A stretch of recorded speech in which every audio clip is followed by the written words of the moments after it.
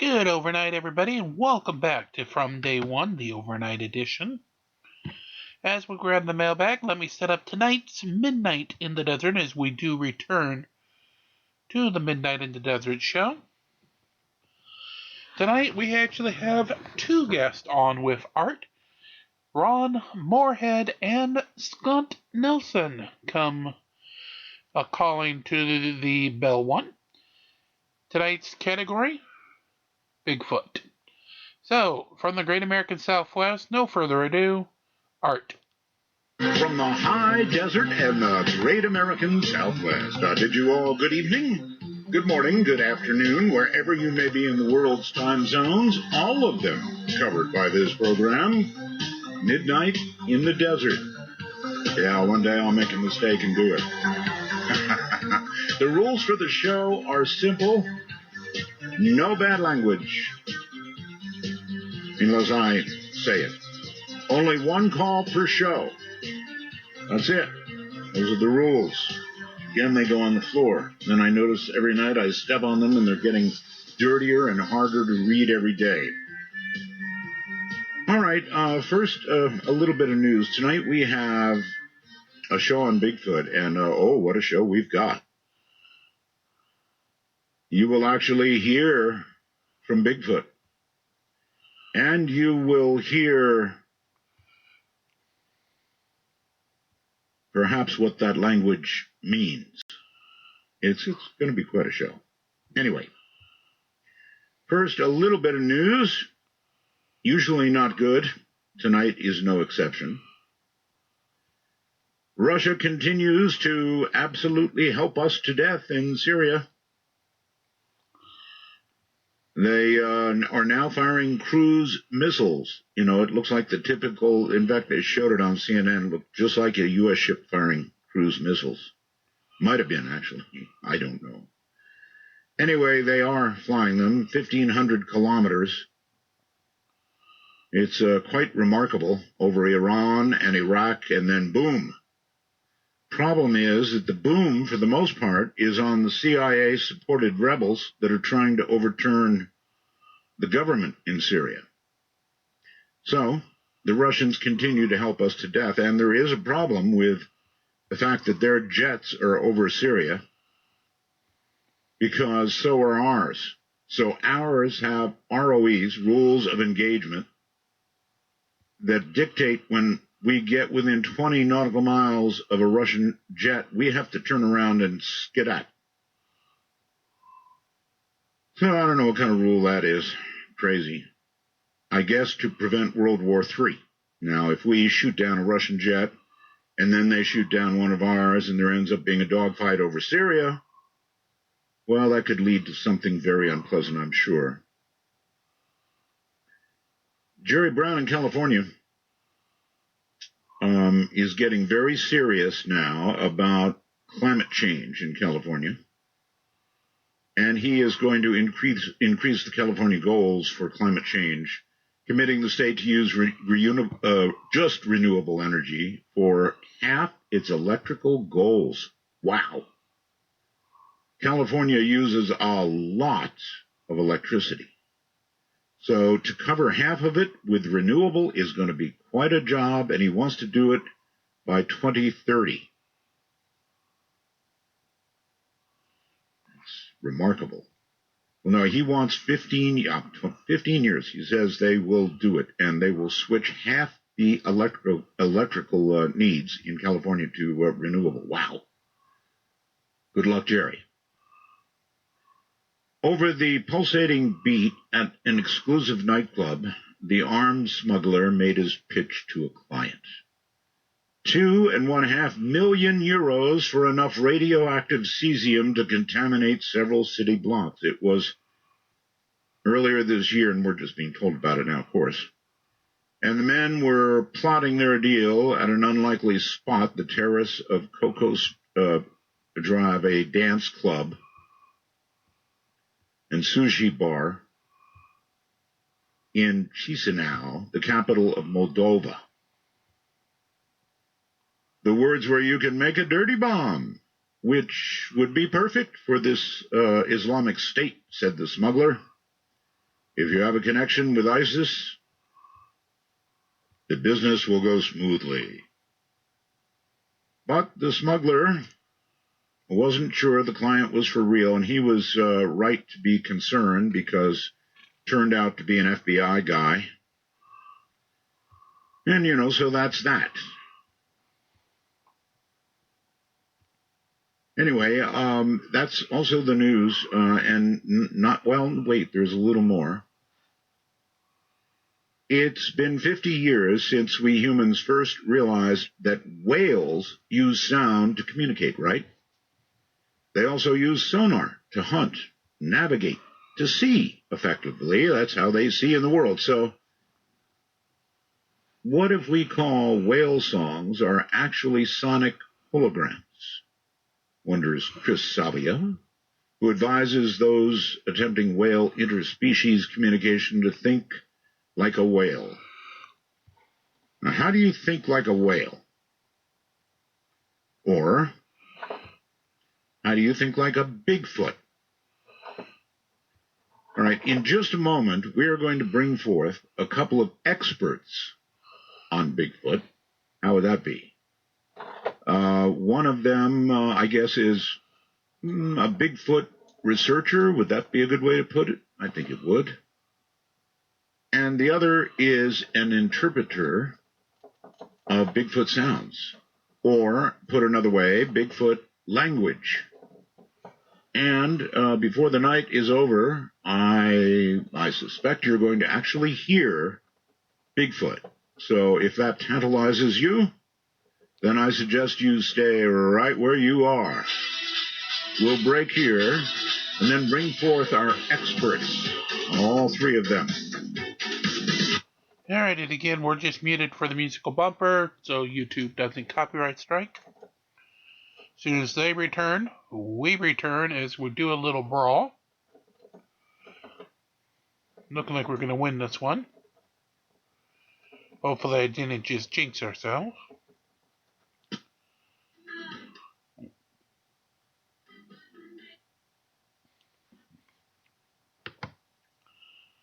Alrighty, my name Ali is next.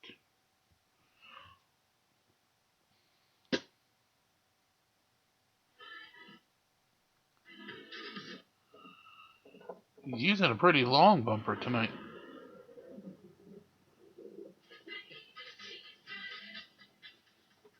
Pretty damn long bumper.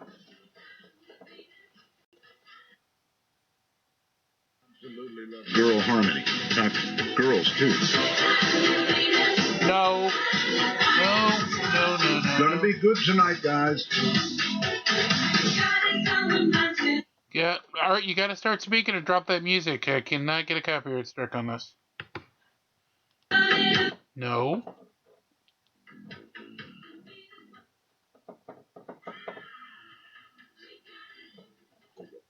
The wild side of midnight. From the kingdom of Nye, this is Midnight in the Desert with Art Bell. Please call the show at 1-952-225-5278. That's 1-952-CALL ART. That's the number. All right, so here we go. It is a Bigfoot kind of night. First comes, behind door number 1, Ron Moorhead. Now, Ron is an author, adventurer, and renowned researcher. He has traveled the world doing research of the unexplained, undiscovered, underexplored for 40 years. His research includes the scientific study of Bigfoot evidence, the possibility of connections between Bigfoot and the skeletons found in Peru and Bolivia, the Lovelock Cave, and the Minaret Skull as well. He is recognized around the globe for the best Sasquatch audio recordings known as the Sierra Sounds. Behind door number 2, well, let's make sure we have Ron. Ron? You got me. Yeah, I got you. All right. Actually, I can see your picture because you're on Skype, and you kind of actually look a little like Bigfoot. Should have shaved. Few. All right. Behind door number 2, We have retired from the U.S. Navy as a crypto-linguist with over 35 years experience in foreign languages and linguistics, including the collection, transcription, analysis, and reporting of voice communications. He is a two-time graduate of the U.S. Navy Cryptologic Voice Transcription School. Wow. Both Russian and Spanish, and has logged thousands of hours of voice transcription in his target languages as well as in Persian. He is currently teaching Russian, Spanish, Persian, philosophy, and comparative religions at Wentworth College in Missouri. Busy guy, and he's on the phone, I think. Hello, Scott. Yes. Okay, good. And now, before we get started, behind door number 3, calling from an isolated phone booth somewhere in Northern California, we have Mr. Foot. Now, he prefers to be called a fur-bearing American native, actually. He attended Forest University, has learned to avoid large gatherings, actually any gatherings at all, and he spends most of his time seeking edible vegetation. His hobbies include leaving puzzling scat dumps and occasional footprints in the dirt. He is here tonight to deny his very existence and therefore will actually have absolutely nothing to say. He will, however, be monitoring every word for authenticity. And there you have it, Mr. Foot. All right, gentlemen, welcome. Thank you. Thank you. Ooh, sorry, couldn't resist.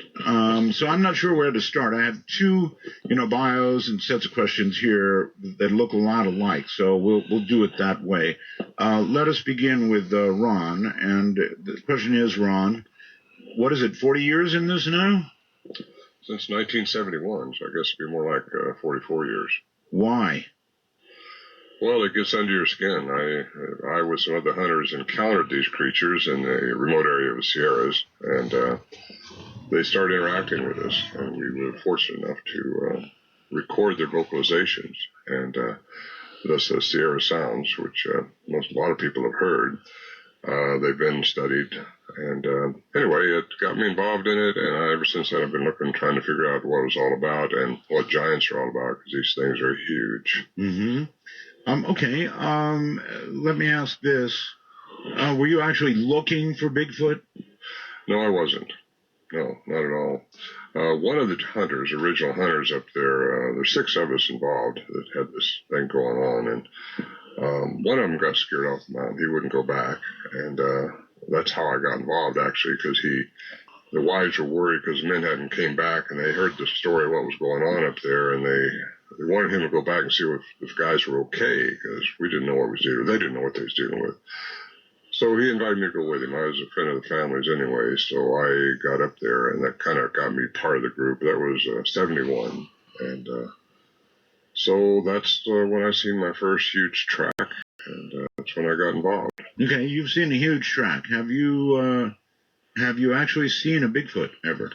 I did. Yes, I did. Me and another gentleman one night. They're very stealthy creatures, so it's very unusual, but they did interact with us 3 years after 71, in 1974, and I got to see them, at least one of them, jumping between trees, going so fast, and at that time they were making their sounds too, so that's one of the first times you got to see what was making the sounds we had been recording.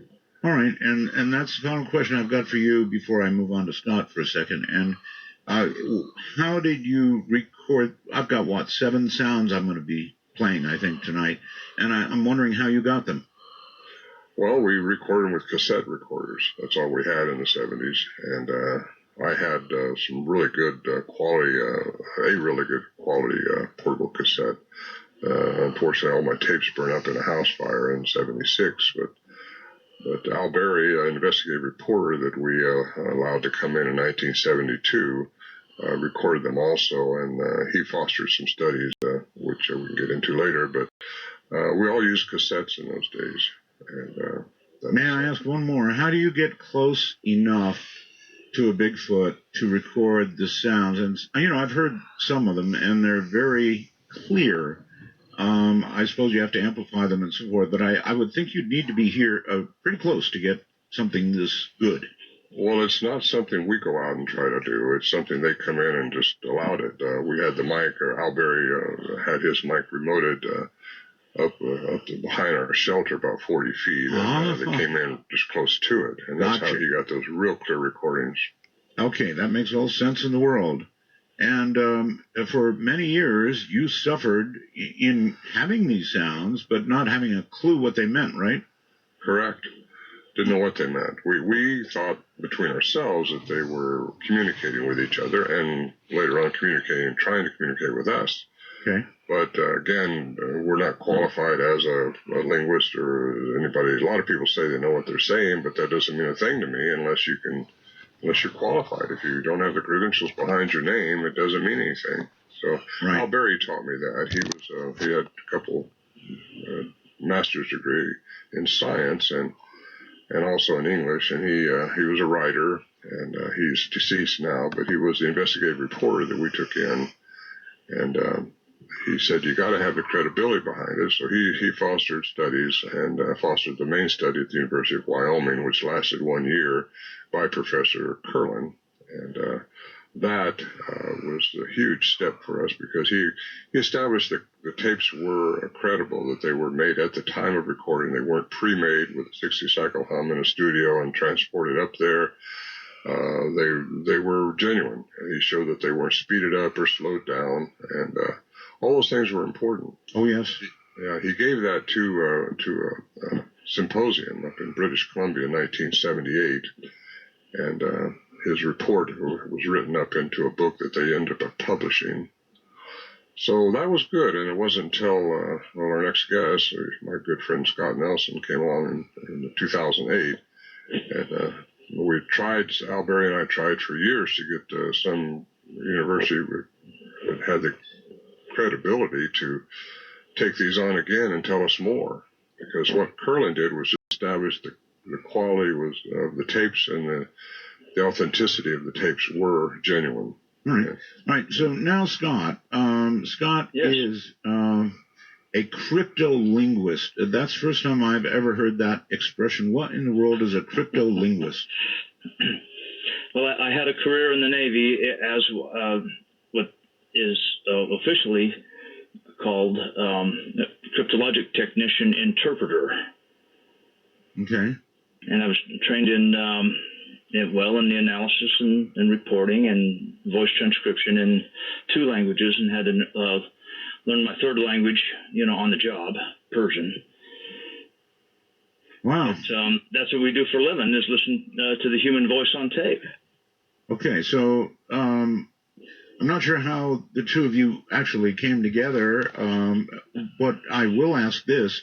When you first heard these sounds that Ron had come up with, did you immediately hear coherence in them, or did you go, come on, or let me listen more closely, or what was your reaction? Well, when I first stumbled upon them with my son, and we were just kind of Googling information for a report he had to do, and I stumbled upon these sounds on a website, and upon the first run through, I heard something that I had to hear again, so I went back over it, and I went back over it, and I went back over it, and my son finally said, "Dad, snap out of it. What are you doing?" I said, "Stephen, this is not a human being on these tapes, yet they are speaking a language." And my son said, "What are you talking about, Dad? It sounds like coyotes or apes fighting." Right. I said, "I know it does, son, but there's language here. What you have to do in order to hear it is slow it down like Dad used to do in the Navy."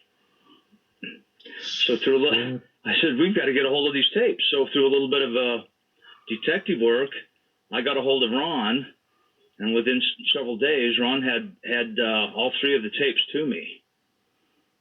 And you listened to them for how long before you began to realize that you were actually hearing a language? Oh, I could tell right away. Really? I could tell right away. Oh, yeah.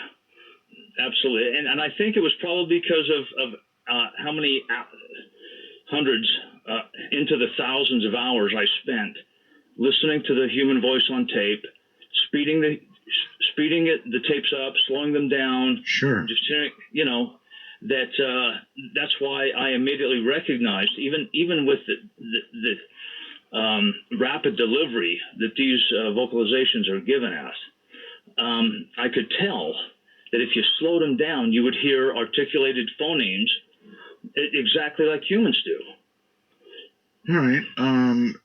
I know I'm getting way ahead of myself, but the next question for you is, if you recognize it as a language, can you then give meaning to what we're going to hear? No, not yet. Not in a translation. We're way ahead of ourselves. I would imagine. Okay, given Scott more examples, or even many examples of sounds. Yes. Would that give you the key you need, or the mass you need to decipher? We would hope. Yes, we would hope that eventually we would be able to decipher. But our greatest hope would be to actually eventually sit down and have a conversation, because that's really the only way to truly verify the meaning of what we would call words, sentences, etc., is to sit down with the speaker and to verify the meanings of each and every morpheme. So right. Yeah, we're way ahead of ourselves there. I would assume yes, you would have to. You would need to, for example, observe a Bigfoot, even if you didn't have a conversation with him. You would observe him doing something, and there would be a sound attached to that something, and you would slowly begin to put meanings together, or what? Right. Yes, that would work. Okay. That would work. Well, extended observation of a Bigfoot, Ron, I take it, is not likely anytime soon. Extended observation? Yes. Well, Scott and I have been up there. We're trying to get more. We were trying to get more cooperative sounds for him, but they're very elusive and they're very, sensitive to the human exploitation of them. And it just hasn't worked out yet that we're able to record them again.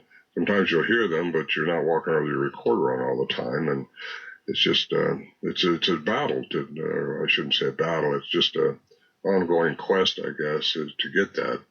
But that hasn't been what I've been trying to do so much. That's what Scott, I think, has been wanting to do. We've spent quite a bit of time up there, 2009 on to 2011, I guess it was. But it's never able to capture the sounds that like we did in the 70s. I've heard them, he may have also, but again, you're not running around with your tape recorder on all the time. And just, I don't know, these things are, there's an enigma associated with these, which we can get into, but I think they're a lot more intelligent than what we gave them credit for in the 70s. We underestimated what we were dealing with at the time, and it's been an ongoing adventure for me, is trying to find out just what they're all about, trying to connect the dots, so to speak, and what they might be. All right, well, a lot of people in the audience, not a lot, I would say you've got a more friendly audience than you would have nearly anywhere else, but even some in this audience would say, oh, come on, Bigfoot, how do we prove there really is such an animal? Such a mammal? I guess he would be a mammal, certainly. So, best evidence, either one of you. The best evidence is the sounds we have. First of all, I don't try to prove that to anybody, because the facts are going to improve themselves. The Patterson film of 1967 is pretty much accepted now. A lot of people have tried to debunk it and all, but I know Bob Gimlin quite well, who was there, and I just believe he's a trustworthy person in my eyes.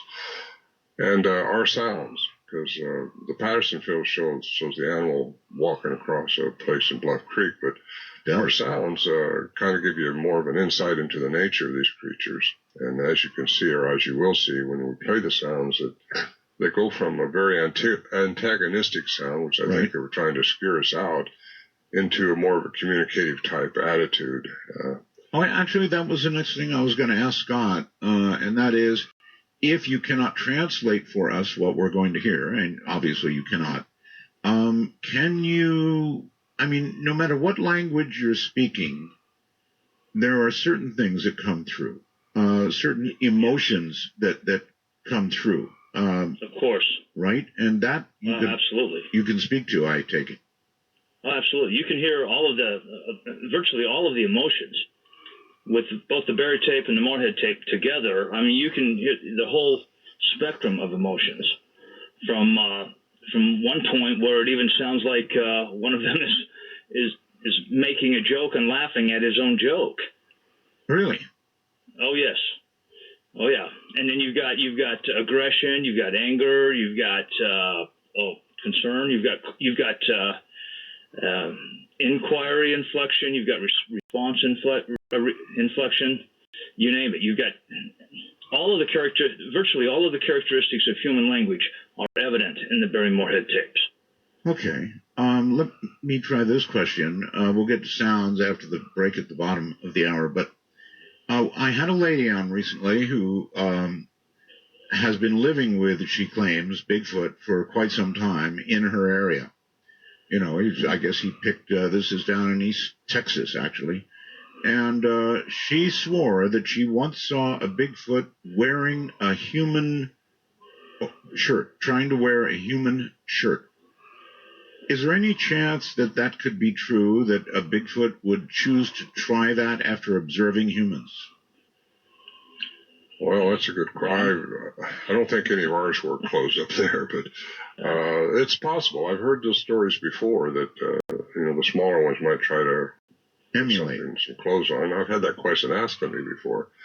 It's just, it seems very unusual, or maybe they're just they toy with humans. I think they think that we think we're smarter than them, and we do, but we're not.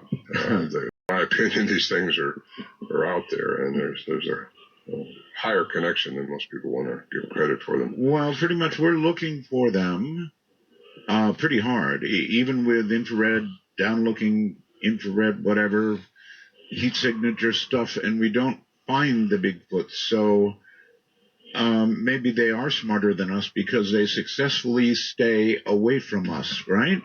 That's right. All right. You two hold tight. We'll come back to you after the break. It's a pretty good one. You can go get coffee or... All right, so they're going to their musical break. We mute them so we do not get a copyright strike.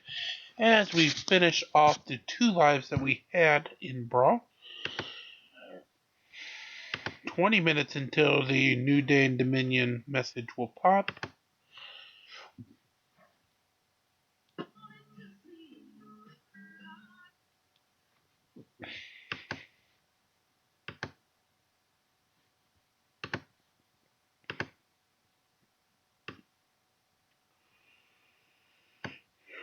Okay, I do have...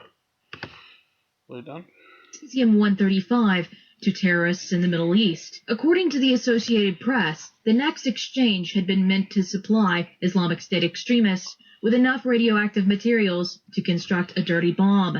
AP has uncovered numerous instances in recent years in the former Soviet state where members of criminal networks in Moldova were caught attempting to exchange the radioactive materials. In an undercover tape, Moldovan authorities reveal a smuggler who states, "They could make one of those dirty ones, you know. Make a dirty bomb if you've heard of such things. The level of radiation is high, and these explosions spread material over a territory. It's bad for the health. That's the method." Moldovan authorities still note that the threat of a device is still very real, stating, "Until we know where the substances seized in Europe came from and where they were going to, only then will we be able to say for sure that the danger is no longer present."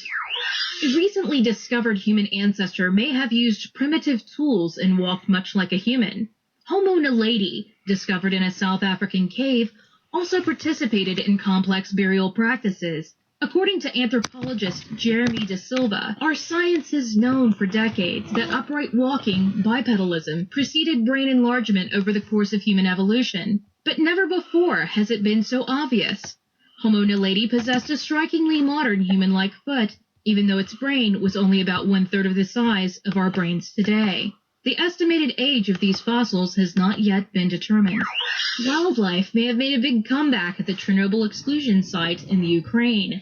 Elk, deer, and wild boar within the Belarusian part of the exclusion zone have been found to be biologically similar to wildlife in 4 other uncontaminated nature reserves in nearby regions. Wolf numbers are now 7 times higher in the zone than in other comparable areas. The wildlife are thought to be thriving from the absence of agriculture, forestry, and hunting. The area is still deemed unsafe for human habitation.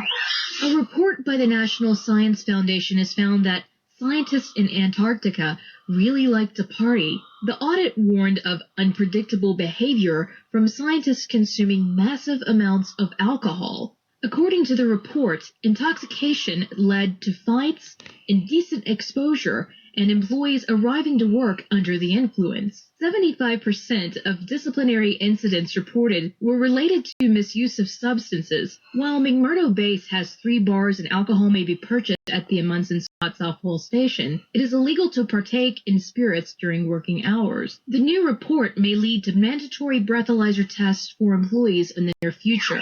This has been Amy Martin with Dark Matter Network News. Thank you, Amy.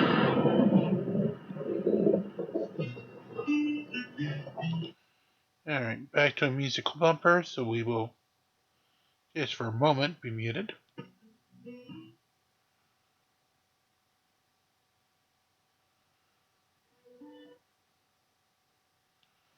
So we lose that fight. Going to the winner-take-all fight.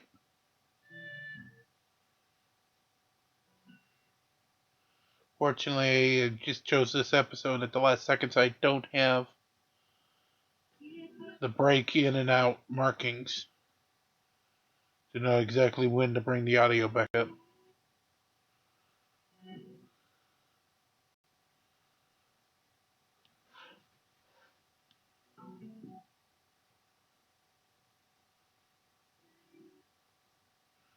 So to keep checking with just like a half second on very low volume. Usually a half second won't trigger. It's time between dusk and dawn. From the high desert, it's Art Bell's Midnight in the Desert. Now, here's Art. Here I am. You know, it's interesting. My daughter Asia is now 8 years old. And so this last Christmas, I got her an Xbox for Christmas. You know, when she was younger, I used to tell her, hon, I got to go to work and buy diapers for you. She, of course, at that age didn't understand what I was saying. But tonight, just for fun, I went to get my kiss, and I said, hon, I've got to go to work because that's the only way we can buy games. She said, go to work. Not sure how I felt about that, but anyway, my guests are Ron Moorhead and Scott Nelson. Here's Ron. You're back, right? I am. Okay, good. And if Scott hasn't passed out yet, he's here. Yes, I am. Okay, Scott, unfortunately, is in a room full of big servers making noise in the background. So we actually made him take his sock off and put it over the phone. And so if you hear him shifting around and like backing away from the phone a lot, well, you can judge for yourself what that might mean. All right, you guys. So we actually have Bigfoot sounds. All kidding aside, you don't often get a crypto-linguist on the air, along with a Bigfoot researcher with sounds to actually talk about them. That's pretty cool. I would obviously like to play one. I guess we would call this number 1. And if that's okay with you, that's exactly what I'm going to do. And I may play it actually twice, just so or even more than that, you never know. Let's play it once, and then we will talk about it. So here it comes, I think. Ready?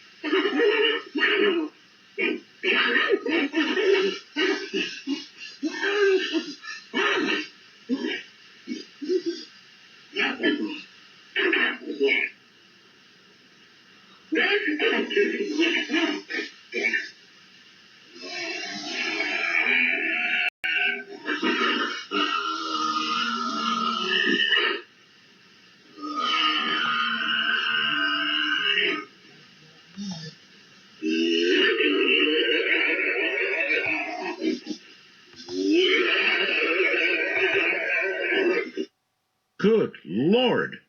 I had no idea what was coming. Holy mackerel, guys. I don't know what to say about that. My God.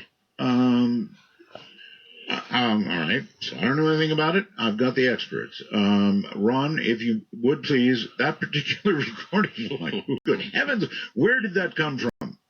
Our Sierra camp, 8 miles in the wilderness of the Sierra Nevada mountains. We were recording these creatures. It was pretty intimidating to start with there, and as you might have guessed, when these things are pretty close to us, too, right outside our shelter quite often. And anyway... if I heard that was clear, and it was, plenty ambiguous, I guess, but very, very clear, and it sounded like it was very, very close, and if I was there recording that, it would scare the hell out of me. Well, that's how I got involved. One of the guys wouldn't go back up there. Don't blame him.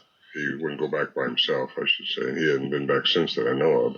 Don't blame him. Pretty frightening. Very religious man. He didn't know where to put this with his religious structure because it just didn't fit in his paradigm. But I don't have much of a religious structure, and I don't know where to put it, and I'd be running. So, I am. God. First of all, what were we hearing? Is it one Bigfoot, or is it 2 of them, or what? Well, we believe it was 2, but let Scott jump in on this one. Okay, Scott. That was a lot to decipher. Oh, yeah. And like I said before, we're far from actually deciphering it or translating it. But what we can do with that is point out the characteristics of language that are evident in those utterances. And what you have there is obviously a male. When you slow it down, you can really hear it. You don't have to be a PhD in linguistics specialist to hear the language. All right. That is not slowed down. I'm sorry to interrupt. That is regular speed, right? Yes. Okay. Yes. Okay. But when you slow it down, especially, if you listen to it long enough, even the layman can hear that you have a female and a male having discourse, conversational turns where they take turns in speaking to each other. I agree. So you listen to it enough, you can hear it even at real time. You don't have to slow it down. But slowing it down makes it very evident to anybody that's ever sat through our presentation and listened to it, walks away knowing that they're listening to a language. I've got to agree. It sounded like a language to me. By the way, years ago, we had a human sound expert listen to it, a very qualified person, and she said the female won that argument. Just to throw that out. So in other words, the worlds are similar in some ways. Yes, they are. We're going to listen to this again. And, Scott, as we do listen again, what should we be listening for to try and make a little sense out of this? I mean, not that we'll understand it, but I mean, is it a fight? It sounds like that to us. It sounds like that they're at least in a higher state of agitation.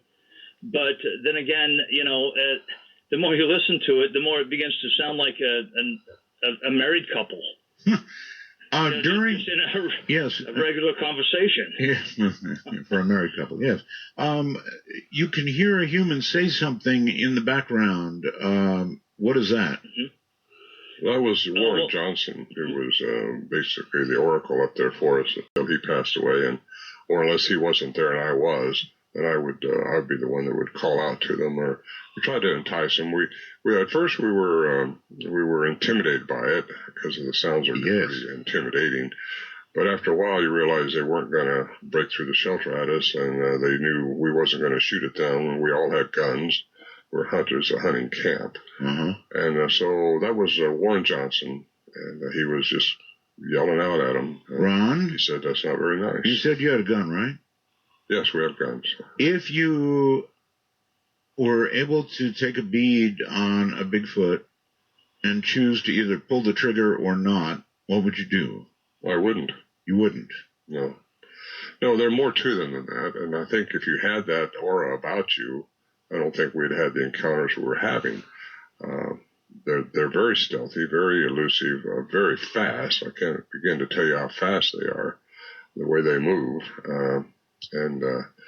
No, I wouldn't shoot at them. I think they're more like a people than they are an animal out in the woods. Well, it's like an ultimate, it's like an ultimate question that gets a lot of debate about whether just one at least should be shot so we identify a species. We just had that debate this last weekend. Scott and I did at a conference we had in Oklahoma, and pro kill people were there to do some filming, and they got booed off, I tell you, for the most part. It's a series called Killing Bigfoot.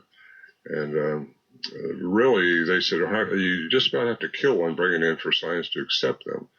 And I said, no, you don't. There's so much anecdotal evidence now and you got DNA. There's all kinds of things that you can pull out of the wind now or pull out.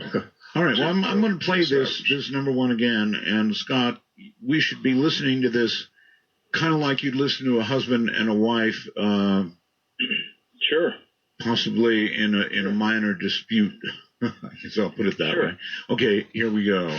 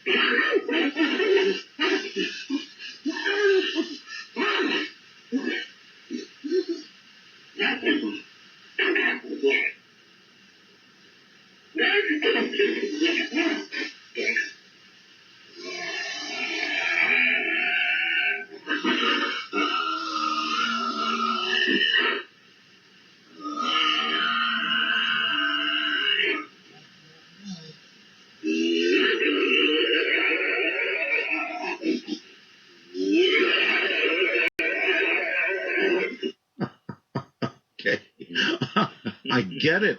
It does sound like she won, and he wasn't real happy about it. He was sort of walking away grumbling. We kind of think, Art, that they were maybe having a confrontation over some food we left out. That could be it. Originally, we thought the sounds were towards us. The aggression was towards us, and they could have been towards us, but we were leaving food out, our leftovers. That's what originally got them started coming in. It's a family of them up there in the Sierras. What did you leave for them? Originally we were leaving Spam. We'd fry Spam and leave it out. But whatever food we took in, they would take. And anywhere from, if we took canned stew up there on our mules or something, we would use that. Whatever we had out is what they would generally take. Until one time we left some rotten meat out, basically. At that time we thought they'd eat about anything like a bear would. But right. We had just dug a hole earlier that summer and had some fresh mound of dirt. And left that bad meat out, and they took it and buried it under that dirt. And I have a picture of this, a big handprint over the mound, and underneath that handprint was the meat that we left out. I see. I didn't think too much of that. Yeah, apparently not. Scott, if you had the opportunity to go along with Ron up into the deep woods where you're liable to encounter these creatures, would you go or would you wait for the tape? I've gone, actually, me and my son, Stephen, have gone up several times with Ron. Really? And several times Ron and I have gone up by ourselves. We've had quite a few interesting adventures, you could say. Any of them involving Bigfoot? Yes, a few. We had some, we've had things thrown at us. We've had strange sounds around the camp. Ron heard a morphine stream in the middle of the night, which we were unable to record. Oh yeah, there's a lot of activity up there. I have a very famous Bigfoot scream that Linda Moulton Howe recorded. I'm sure you guys have heard it, right? Hmm? Is that a guess? I don't know. I've heard the scream. I've heard a lot of screams. I'll dig it out. It's a blood curdling scream. There's no question about that. Are Bigfoot capable of big blood curdling screams? I believe so. Yes. Oh, I'm quite certain they're just from the evidence that we have to assume that their lungs are just massive. The resonance of their utterances is just off the scale. Mm-hmm. Do you have a measurement of the biggest? Well, I don't want to say the biggest Bigfoot, but the average height of a Bigfoot. Is there any way to make a guess at that? There really isn't. Depends if they're a young one or not, or just I reason to believe there's some that are 12 foot tall. Wow.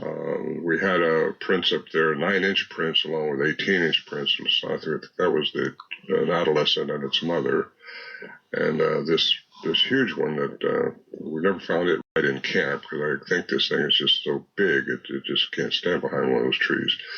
But it had a 25.5-inch track, the biggest one. I didn't talk about this one for a long time because the distance between the tracks were 13 feet. And that's just, you got to do the math on that. We followed it till we couldn't follow it anymore, off into oblivion there. But it was just quite remarkable how something so big can still remain so hidden. Yes, it is.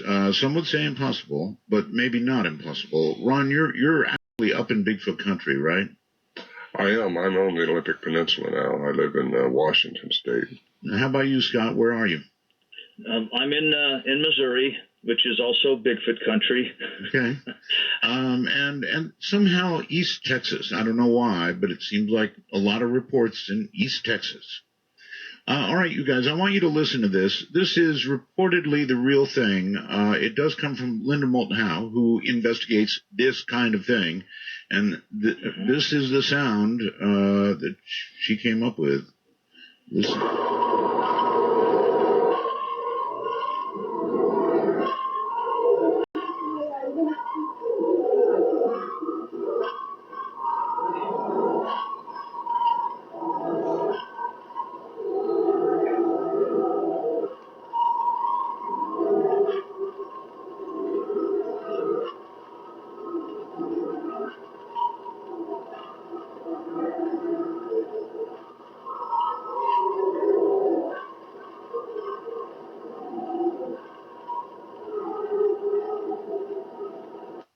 There you have it.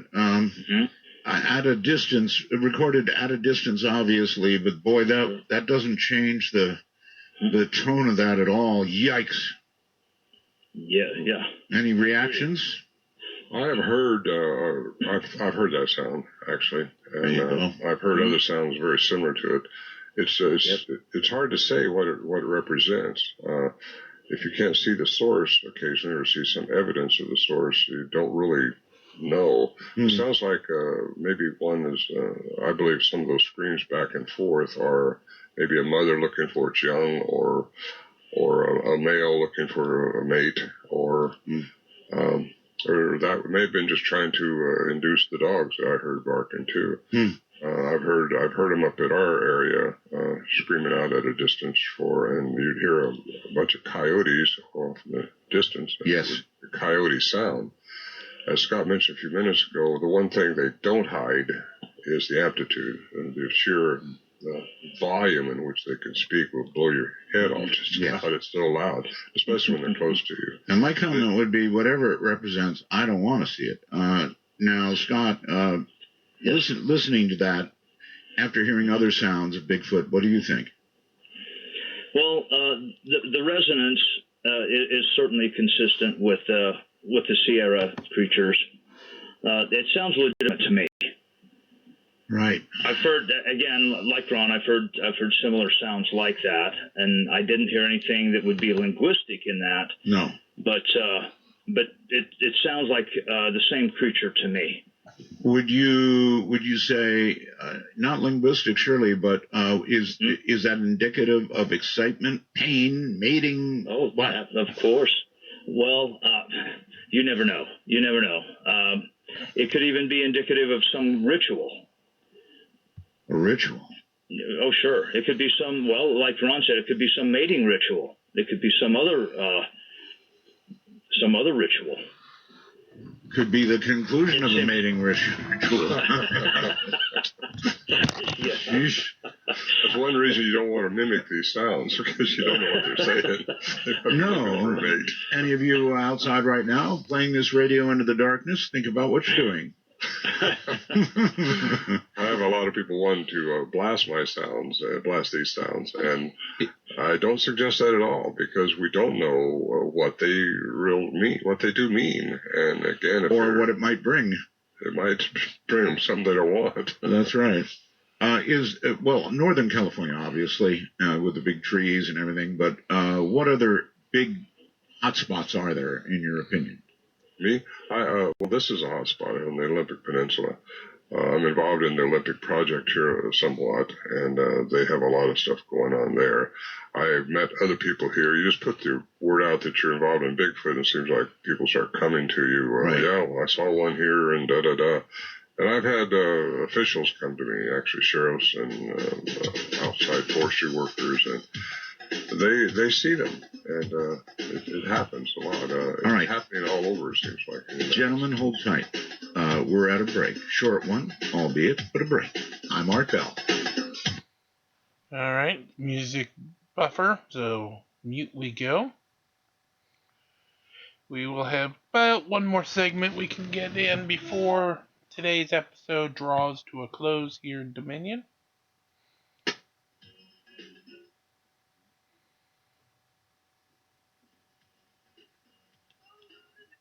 Oh, what a verb. Come on, let it more be quiet. Oh.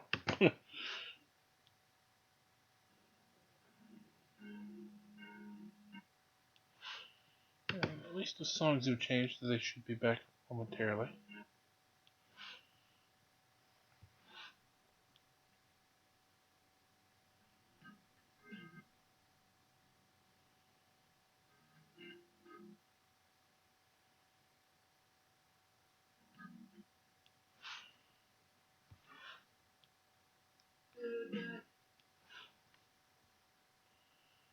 Alright, let's see what the new season is.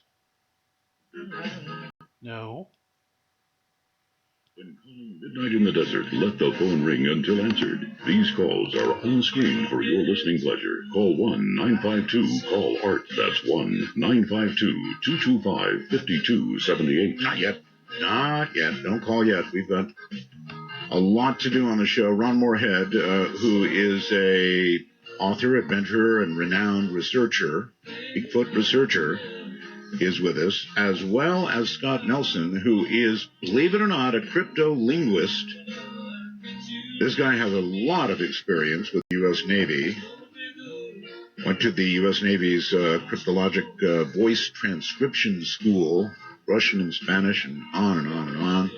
Knows about language and says that's what we're hearing here is language, right? Yeah, absolutely.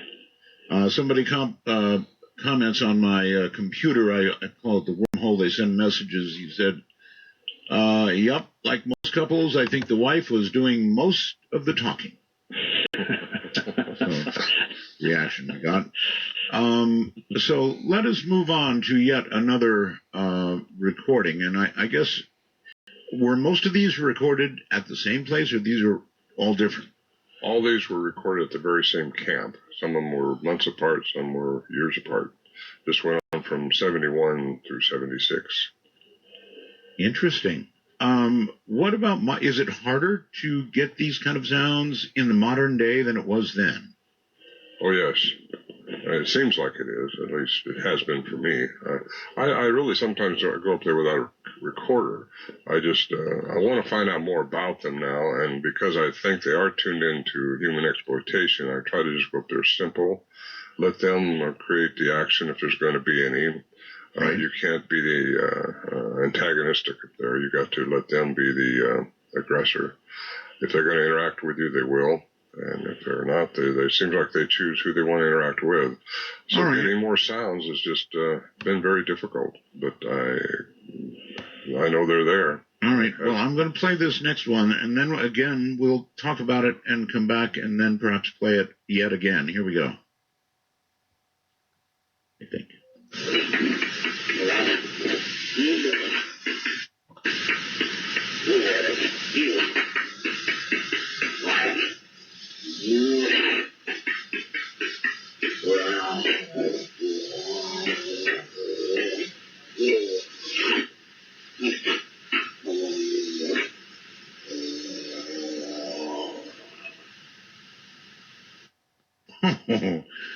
That was very, very, very different. I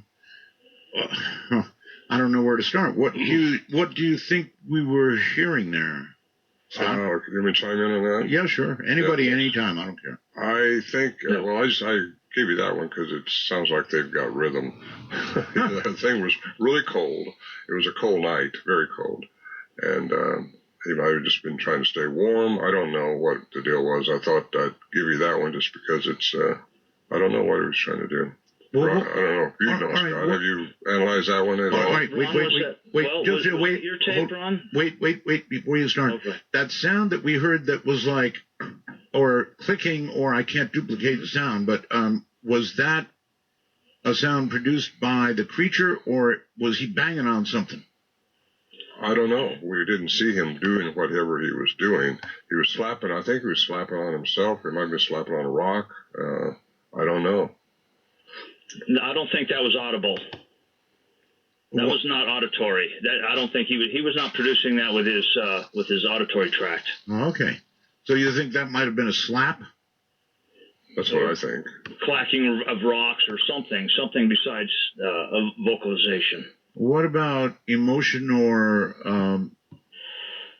tone of that? Sure, there's always that. Well, I mean, what do you make of it? He's got that. Well, he's got a, he's still grumbling as he's doing that. So maybe some kind of frustration. Could be, sure. This was one of the last sounds we recorded in 1972. The weather had moved in, was really cold, and again, the camp is 8,400 feet in elevation. It could have been they were leaving for the winter, because I do think they migrate down out. I don't know what it represents. Okay, well, here it comes one more time. People can decide for themselves.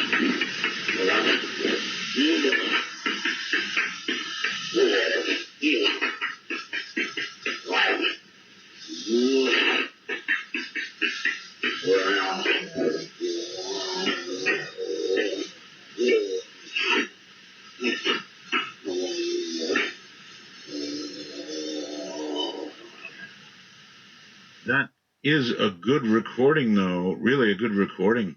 That's what's shocking me about these. Usually if we talk about UFOs, we get very fuzzy pictures. But here we're getting very clear audio, as though the person recording would have to have been pretty close. Yes? Well, we were close. They were close to us. We were inside the shelter during this time. Every time we'd go out, they would stop. And so we had our mics stuck through the shelter was a bunch of logs laying up against a cable and a group of trees. So you basically stuck your mic in there and hoped they came that way. We all were recording, though. I think this guy was just trying to learn how to play drums. We mentioned encounters earlier, and there are people, unlike me, who want an encounter. They would like to encounter a Bigfoot. Do you have any advice on the best way to proceed if you really want an encounter? I do. In fact, I have a whole list of things that seems to work, and people who try them say they work. Proceed. First of all, they got to be the aggressor. You can't make something happen with them. You got to wait and hope they interact with you. And you got to be habituated in an area for a long time, so they trust the area. Let me get my list out here. I can be better at it. That sounds right. I mean, I'm thinking back to the lady. Be sincere, be sober, so you know what's going on. Take notes, get a relaxed atmosphere, and just have fun. If they start knocking rocks or doing something out around you, and you think it's them because you're in a hot spot, because there are hot spots, and just relax and don't try to shine lights. Whatever you do, don't shine a flashlight out there. Why? They will leave in a heartbeat. Okay. And just, I got a lot of tips on my website, BigFootSounds.com. And if they want an interaction, but when we get through this tonight, they may not want the interaction they think they want now. I have some sobering things that I believe that you may not want the interaction. All right, well, here's a question for you, both actually. And we will save that question, Art, until next time, so that we can go ahead and make a cut for the night. Of course, make sure you do like, share, and subscribe. Get us to those goals for both Boxing Extras of 5,000 views and 1,000 subscribers of Google, YouTube. CoinBase information below to get your free crypto. And until next time, of course, it's always a great new world to release to Krakens. Please like, share, and subscribe, and come back and see us tomorrow from day one.